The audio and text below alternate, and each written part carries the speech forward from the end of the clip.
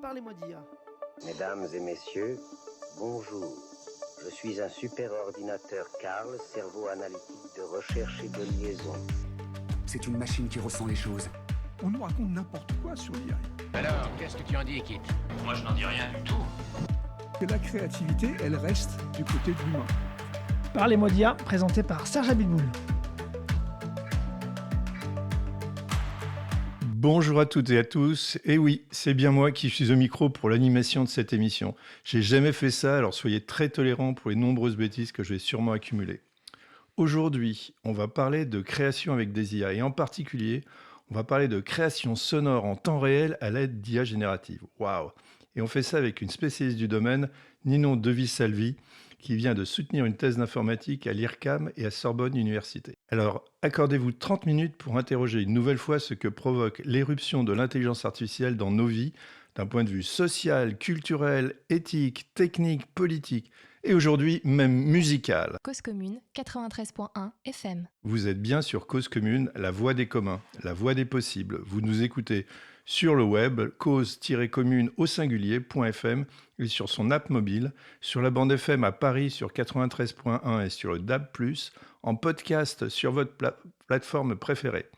Chères auditrices et chers auditeurs, si vous appréciez Parlez-moi d'IA, vous pouvez nous aider en likant et en partageant notre émission. Cela nous fait connaître que ça manipule les algorithmes. Et C'est cool de manipuler un algorithme.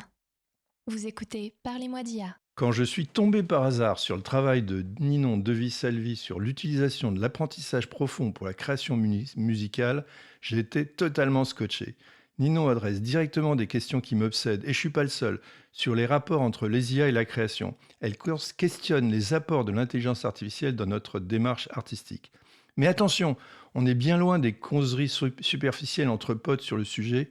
L'approche est complètement scientifique. Ninon nous amène aux frontières de l'informatique, des neurosciences, de la philosophie. Et tout cela dans un domaine qui la passionne, car elle est aussi créatrice de musique. Alors, en voiture avec Ninon, chercheuse en informatique musicale et artiste, pour un voyage à la croisée de la recherche académique, de l'innovation et de la création musicale. Bonjour Ninon. Bonjour. Merci d'être avec nous en studio pour l'émission Parle-moi d'IA. Peux-tu nous dire rapidement quel est le parcours qui t'a conduit à une thèse d'informatique, c'est bien ça, et d'où tu viens? D'où je viens? J'ai un parcours très chaotique, mais je dirais qu'il commence très jeune, lorsque j'ai commencé la musique. J'ai commencé par de la musique classique, j'ai fait du piano. J'en ai fait 10 ans. Et arrivé à l'adolescence, en fait, j'ai découvert la musique électronique. Là, ça a changé ma vie. Donc, je me suis lancée d'abord en tant que DJ et ensuite en tant que productrice de musique électronique. Donc, j'ai découvert les synthétiseurs, le monde fascinant de tous ces boutons et ces fils. Et en parallèle, j'ai continué dans la science parce qu'il me semblait essentiel d'avoir quand même un background un peu plus euh, solide ou alors en tout cas sûr. Disons que se lancer en tant qu'artiste, c'est un peu, voilà, c'est un peu délicat parfois. Voilà, donc j'ai fait plein de choses avant ma thèse. J'ai fait une prépa maths sup maths spé, j'ai fait une école d'ingénieur, j'ai fait professeur en lycée, en université. J'ai fait un tour du monde et après je suis tombée sur l'IRCAM et là ça a été un peu la révélation de OK, enfin une opportunité de mêler et la créativité et notamment la musique et les sciences. Et donc j'ai fait le master de l'IRCAM qui s'appelle ATIAM et ensuite ma thèse. Eh ben donc, c'est un sujet parfait. Tu pourrais nous parler un peu de ta thèse. Qu'est-ce que tu as fait dans cette super thèse? Alors ma thèse, elle a beaucoup évolué. Je dirais qu'il y a un fil conducteur, c'est que quand je suis rentrée en ATIAM, donc en master, c'était en 2019. Donc à l'époque, l'IA, c'était pas du tout le boom qu'on connaît aujourd'hui. En fait, à l'époque, les algorithmes faisaient à peine des blip-bloop, à peine inaudibles, à peine audibles. Franchement, on n'aurait jamais pu imaginer en fait en arriver là aujourd'hui. Et je me souviens de mes cours d'informatique où on apprenait, à l'époque à coder un peu des petites IA et cetera, avec des résultats vraiment, assez décevants. Et tout de suite, je me suis dit: «Mais pourquoi est-ce que personne n'a inventé un instrument de musique avec de l'IA dedans?» donc en l'occurrence un synthétiseur avec des IA dedans. Je suis allée voir mon prof de l'époque, je lui ai posé la question, il m'a dit: «Mais ça c'est dur comme sujet, c'est un sujet de thèse quoi». Et là je me suis dit: «OK, allez c'est parti». J'en fais mon sujet de thèse et ensuite j'ai eu envie de diversifier un peu. Alors, en fait, pour s'attaquer à ce sujet de comment créer un nouvel instrument de musique qui n'existait pas avant, j'ai dû me poser vraiment beaucoup de questions, que je dirais presque fondamentales, telles que qu'est-ce qu'un instrument de musique, en fait, comment est-ce que je fais pour construire quelque chose qui n'existait pas. Et je suis tombée très vite dans la philosophie, qui est un sujet qui me passionne depuis quand même assez longtemps. Et donc, je dirais que ma thèse, elle est moitié-moitié, moitié informatique et moitié philosophie. Et j'interroge notamment à la fin tout l'impact que l'IA peut avoir sur le processus créatif, sur le musicien, sur notre psyché, sur nous en tant que public, mais aussi que performeurs. Enfin voilà. On va arriver à tout ça, mais avant, j'aimerais comprendre un petit peu, si c'est possible, parce que c'est peut-être que mes connaissances en musique sont trop loin pour y arriver. Qu'est-ce que c'est que cet instrument? Je crois que c'est le Neurorack. Qu'est-ce que c'est que cet instrument et comment on interagit avec? Il y a une IA dedans. Comment toi, en tant qu'instrumentaliste qui joue avec cet instrument, comment tu joues avec? Alors, je vais essayer d'être la plus accessible possible. Le Neurorack, c'est un petit module, donc il fait partie de la famille des synthétiseurs modulaires. Donc, en fait, un synthétiseur modulaire, qu'est-ce que c'est? En gros, il y a deux possibilités dans la musique, enfin dans le monde des synthétiseurs. Physiques, j'entends, pas ceux qui sont sur un ordinateur, mais donc il y a soit les synthétiseurs classiques qu'on achète en magasin et qui sont livrés avec leurs effets, leurs possibilités, etc. Ou alors on a ce qu'on appelle les synthétiseurs modulaires, qui sont des tout petits modules qu'on achète indépendamment les uns des autres et qu'on va brancher entre eux. Et donc on va choisir en fait les fonctionnalités qui nous importent. Donc on peut acheter un effet, donc une reverb, un oscillateur pour faire du son. Enfin vraiment, il y a beaucoup plus de possibilités. Et ensuite, on les relie entre eux avec des câbles, qu'on appelle des câbles de patch. Et souvent, ça a un effet un peu waouh dans le public, parce que c'est souvent des grosses machines avec plein de boutons, plein de fils, etc. Et donc, le Neurorack, c'est ça. C'est un petit module qu'on peut ajouter à son rack et qu'on peut brancher avec des synthétiseurs classiques. Alors après, comment est-ce qu'on en joue? Généralement, ça se passe par ce qu'on appelle des CV et des gates. Donc, je ne vais pas trop rentrer dans les détails techniques. Mais grosso modo, on reçoit du signal qui vient des autres synthétiseurs pour déclencher du son. Et l'IA, ensuite, va générer ce son en fonction des informations et des signaux qu'elle reçoit. Donc, j'ai essayé de faire de ce Neurorack un instrument le plus jouable possible, entre guillemets. Mais après, dans le monde des synthés, en fait, ça reste quand même assez contraint, entre guillemets. Donc voilà, l'objectif, en fait, pour moi, c'était pas de mettre une IA qui joue toute seule. C'est vraiment d'avoir une communication avec les autres synthés et donc d'avoir ces propriétés perceptuelles. Donc, on va jouer sur le son qui est généré en fonction des infos qui sont envoyées par ce qu'on possède déjà dans sa valise de synthétiseur. Donc, on va pouvoir en fait modifier la génération sonore avec ces propriétés. Donc, ça peut être la brillance du son, ça peut être le bruitage du son, ce genre de propriétés-là. Super. Alors, on essaie de t'imaginer. On va essayer d'écouter un peu de ta musique pour essayer d'imaginer un peu, de te voir jouer sur cet instrument qui nous paraît encore très mystérieux. Eh ben, Magnéto, Jean-Philippe.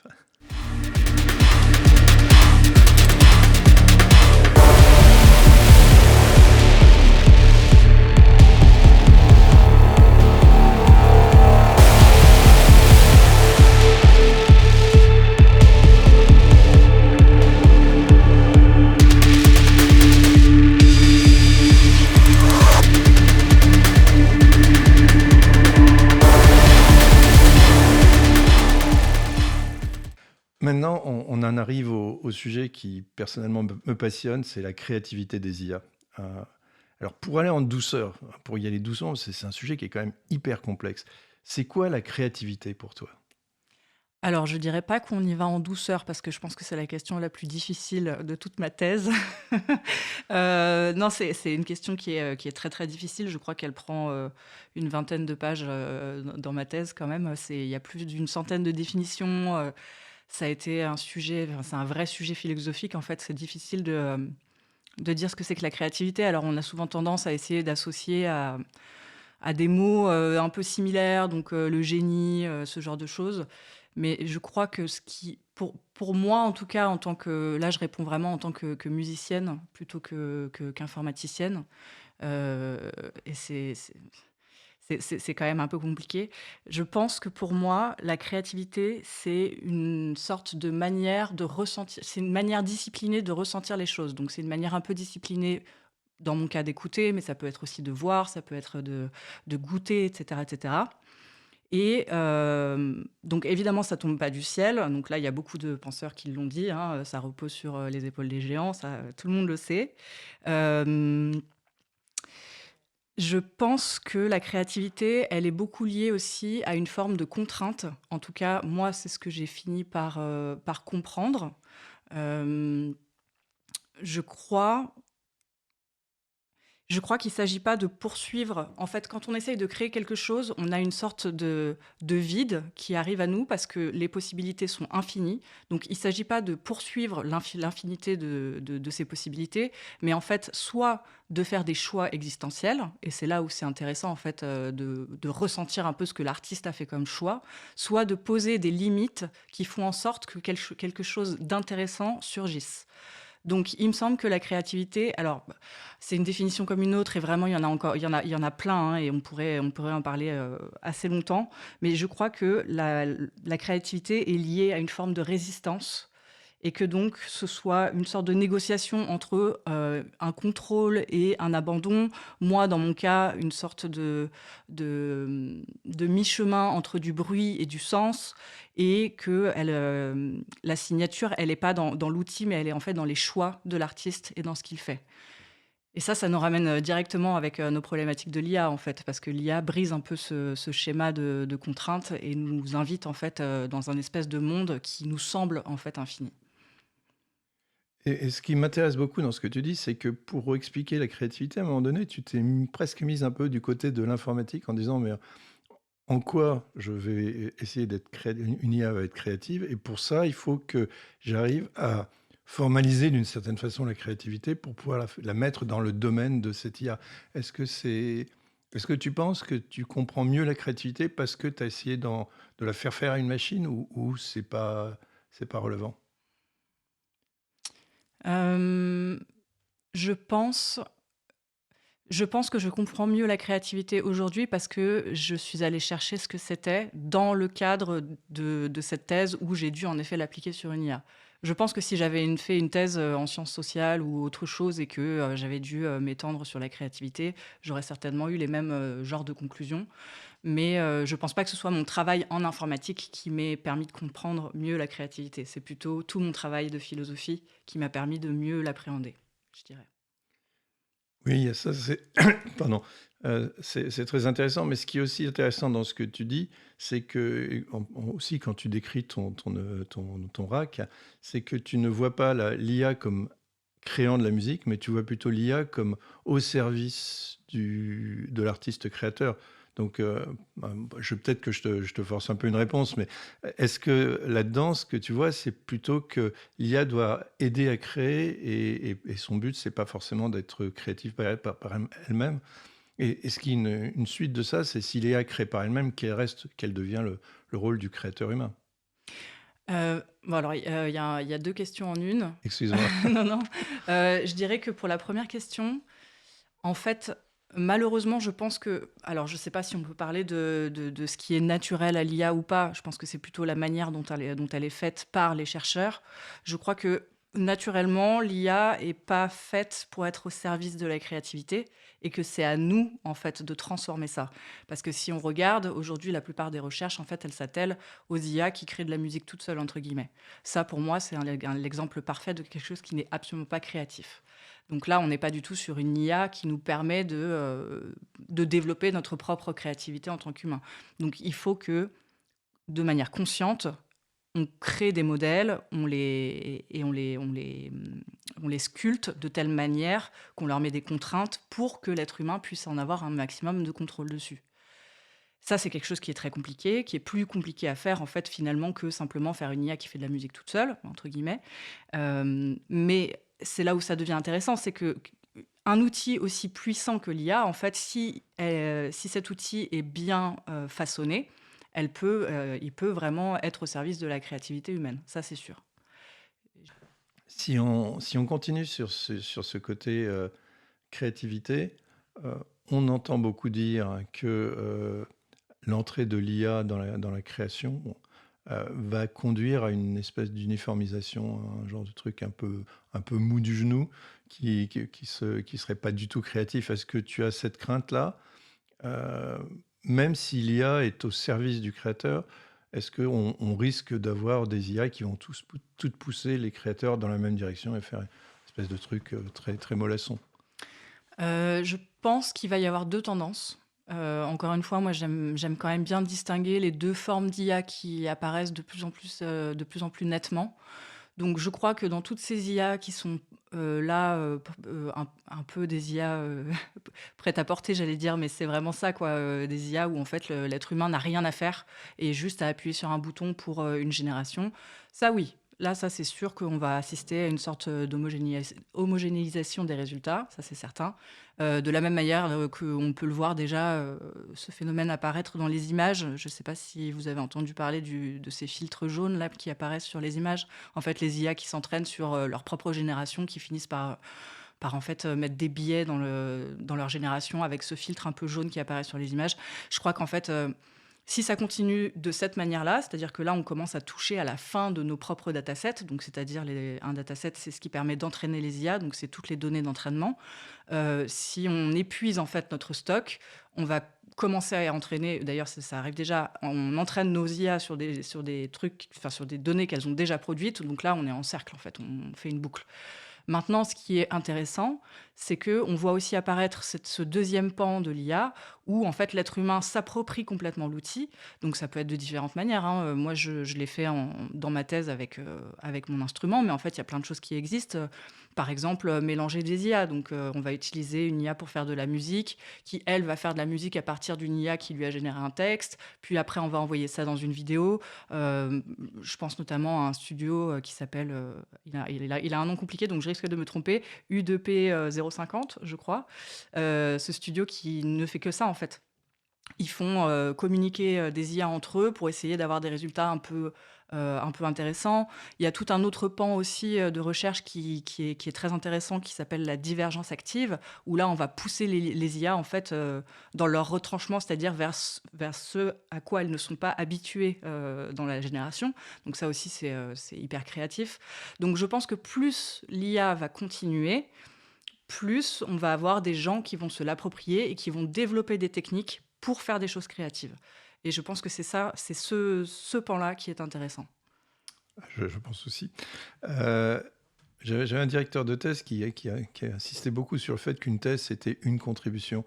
Quand je vois ta thèse, du coup, sur sa mesure à lui, je suis un peu inquiet.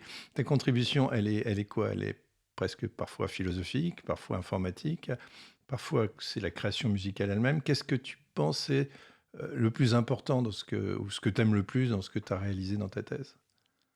Je peux pas répondre à ça. Je ne sais pas. Je crois que j'aime autant le fait d'avoir réussi à faire cet instrument que le côté philosophique. Je crois que le fait d'avoir réussi à faire l'instrument me plaît beaucoup parce que ça ouvre. Alors, c'est un prototype, hein, donc il n'est pas stable, etc. Mais en fait, ça ouvre la voie vers d'autres choses qui sont assez excitantes, je trouve. Et le pan philosophique, je crois que c'est là quand même que j'ai pris le plus de plaisir. C'était vraiment hyper intéressant et j'ai adoré faire toute cette partie. Et je crois que même s'il y a plusieurs résultats, comme tu viens de le dire, en fait, la thèse, elle se lit quand même dans une sorte de globalité, quoi. On a vraiment un bout de philosophie au début, puis une réponse technique, puis une conclusion très philosophique. Donc, il y a quand même une sorte d'homogénéité. Bon, et maintenant, qu'est-ce que tu fais? Est-ce que tu peux nous raconter un peu? Ma- Et puis, quel est comment tu vois ton futur aussi?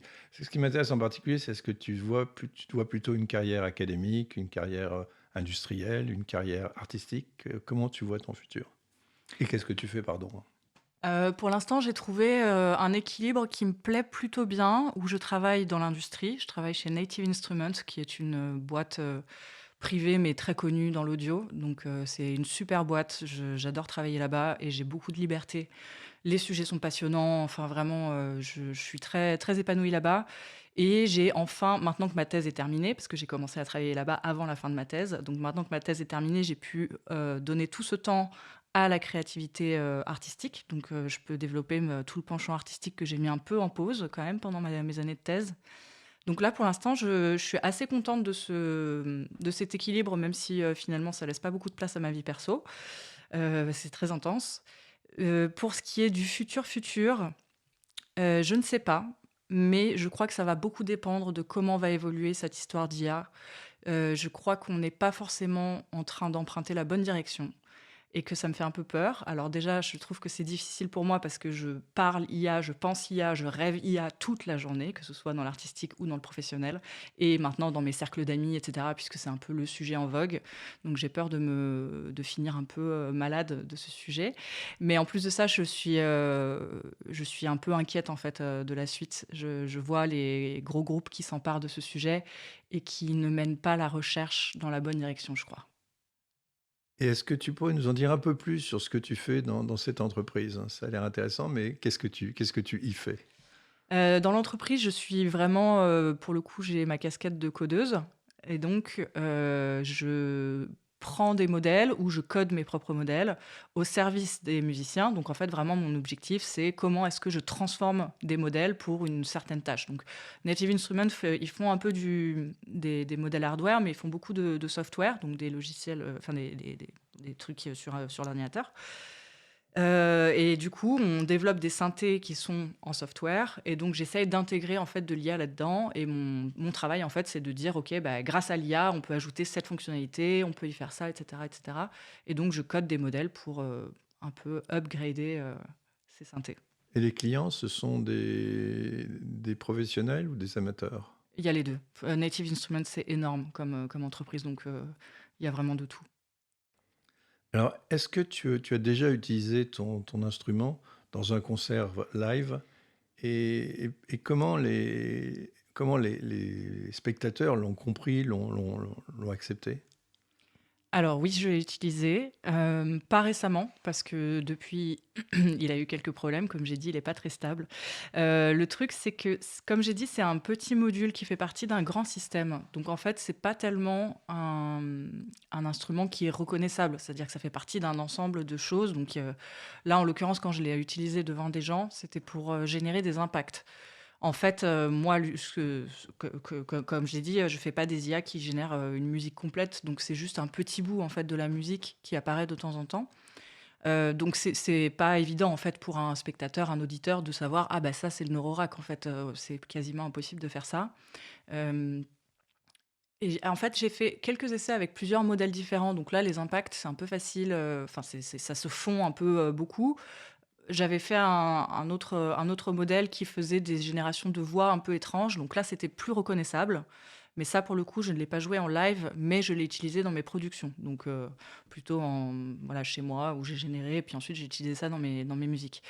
Donc voilà, la réponse, c'est que en fait, ça se sent pas forcément. On se dit pas: «Ah bah ça c'est le Neurorack, ça c'est l'IA», ça s'entend, quoi. Parmi toutes les utilisations de l'IA que tu as faites, est-ce qu'il y en a qui t'ont particulièrement bluffé, impressionné, surprise? Alors, bluffé, impressionné, non. Surprise, oui. J'ai envie de répondre bluffé, impressionné, non, parce que, bah, l'IRCAM ou même Native Instruments, on n'a pas du tout les compétences, enfin, on n'a pas du tout les serveurs nécessaires à faire des énormes IA comme, peuvent le faire OpenAI ou ce genre d'énormes boîtes. Donc je sais que l'IA peut être, bluffante. Maintenant, ce qui m'intéresse plus, en effet, c'est la surprise. Et là, oui, il y a plusieurs modèles qui m'ont vraiment surprise, où je me suis dit: «Oh là là, ça va rendre nul» et finalement, le résultat, en fait, était vraiment intéressant. Alors après, il faut quand même se mettre dans la peau de quelqu'un qui est capable d'accepter la surprise. C'est-à-dire que si on se met à la place d'un musicien qui fait, par exemple, de la pop musique, qui va être donc écouté par, une sorte de majorité et qui doit répondre à un certain nombre de critères esthétiques dans les normes, je dirais que c'est plus compliqué. Mais moi qui suis plus dans la musique techno un peu expérimentale, électronique un peu niche, ou même musique concrète un peu aircam, là pour le coup c'est intéressant. C'est-à-dire qu'on peut vraiment avoir des résultats qui sont, oui, qui sont intéressants, qui sont surprenants, mais qui répondent pas forcément à une norme attendue. Voilà. Merci. Eh bien, c'est l'heure de conclure. Merci encore, Ninon, pour ce partage de tes connaissances, de tes expertises, de tes passions. J'ai eu la super chance de vivre ça en studio avec toi. J'espère que les auditeurs partageront un petit peu l'énorme plaisir que j'ai eu à t'écouter. Trop merci encore, Ninon. Merci à vous, chers auditeurs, auditrices. Si cette émission vous a plu, n'hésitez pas à utiliser votre grand pouvoir, votre énorme pouvoir. Likez et partagez, cela stimule l'algorithme pour nous proposer à d'autres. Et surtout, laissez-nous vos commentaires et impressions sur Apple Podcasts, sur Spotify, sur LinkedIn, car cela nous fait extrêmement plaisir d'avoir vos retours. Restez sur 93.1 FM sur Cause Commune. À bientôt et on se quitte en musique.